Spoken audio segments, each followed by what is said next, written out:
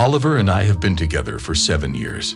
During the celebration of the new year, when the clock struck midnight, his wife wished for a piece of land and the opportunity to build her own house. And believe it or not, they'd really started acting.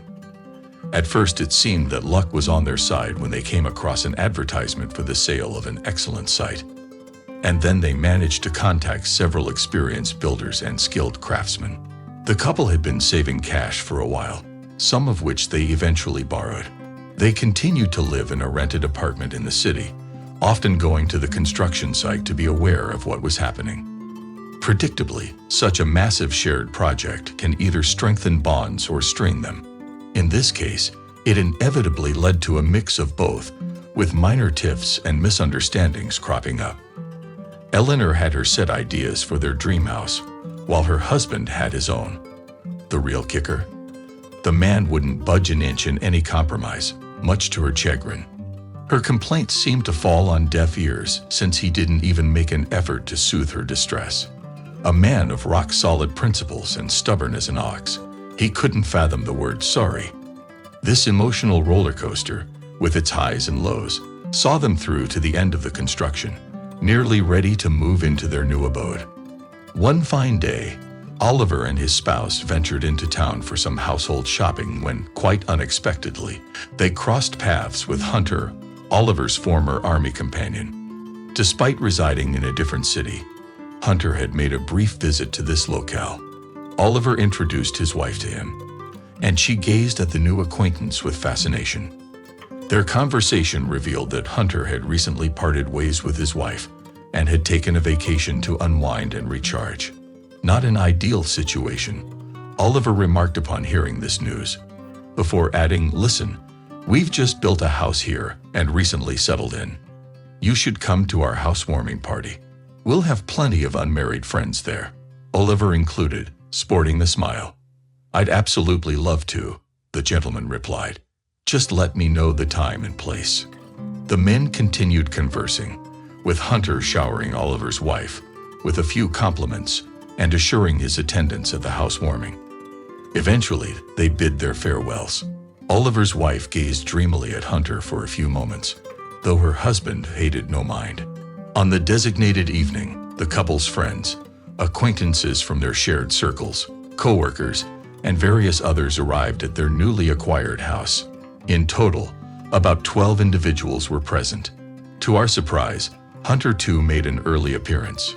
Throughout the morning, the wife busied herself in the kitchen, preparing delectable delights for the upcoming feast. She kindly requested her husband's assistance, but all he managed to do was set up a large table, a horn, and a brazier in the yard before complaining of exhaustion.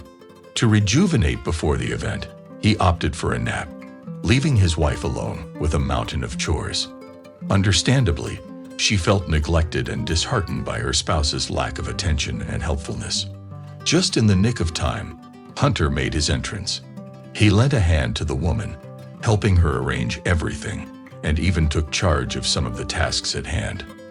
With a bit of spare time before the rest of the guests arrived, the two of them settled in the kitchen and engaged in heartfelt conversation.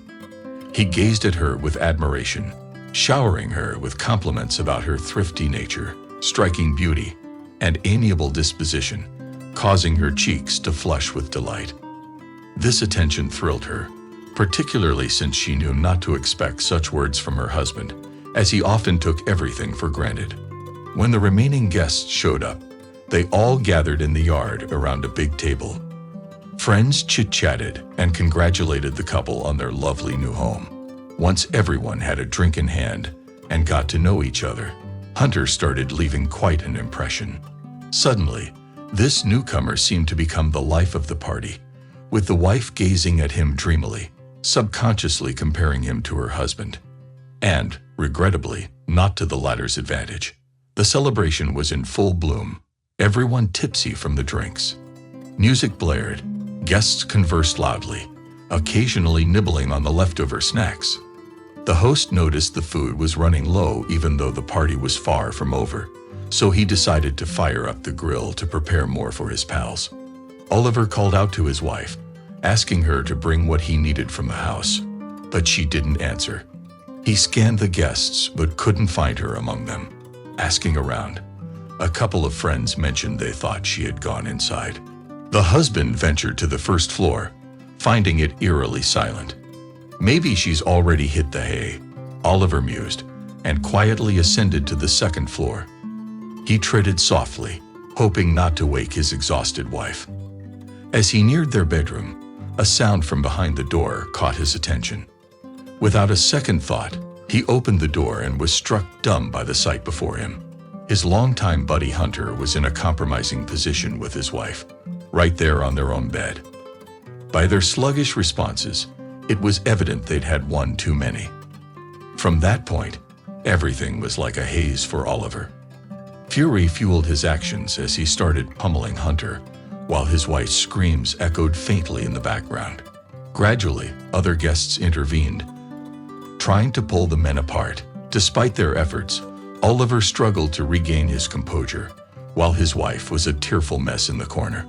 Hunter fled the ruined celebration, and close friends of the family decided to stay around, fearing what might transpire if the spouses were left alone.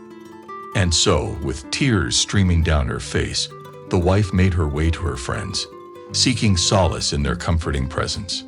Meanwhile, the husband remained behind in their once happy home, the fires of his anger and fury now dampened. Deeply despondent, he sank into the sofa, unable to fathom the events that had transpired. His mind raced, scrutinizing every nuance of his wife's and friends' behavior, and he soon found himself blaming his own inattentiveness. How could I have been so blind, placing my trust so unwaveringly in them both? Oliver decided to file for divorce, realizing that he could no longer reside in the house that now only served as a constant reminder of that ill-fated evening. Their home, along with its memories, had to be sold and the proceeds divided. As word spread among their mutual acquaintances, Oliver found himself the recipient of much sympathy and support. In their perception of the world, betrayal was one of the most unforgivable acts that could be inflicted upon a person who loved another so deeply. Although the wife attempted to justify her actions by pointing to the escalating arguments between her and her husband, their friends dismissed this explanation as insufficient and lacking credibility. The lady found herself alone, estranged from her spouse with no close friends to lean on. Rekindling her relationship with Hunter was out of the question. He had come over only to escape his troubles briefly, and without much of a fuss, he returned to his hometown, but not before making a pit stop at the trauma center.